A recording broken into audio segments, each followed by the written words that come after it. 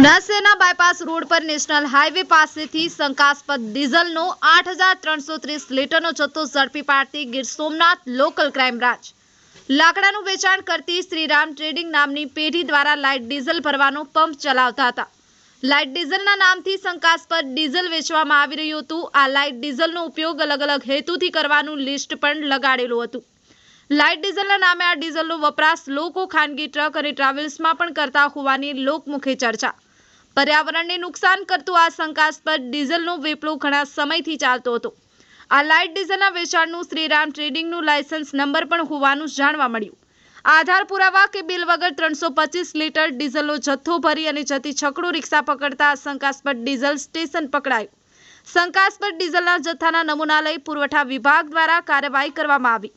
Voice of गिर news साथे राकेश दवे, गिर सोमनाथ।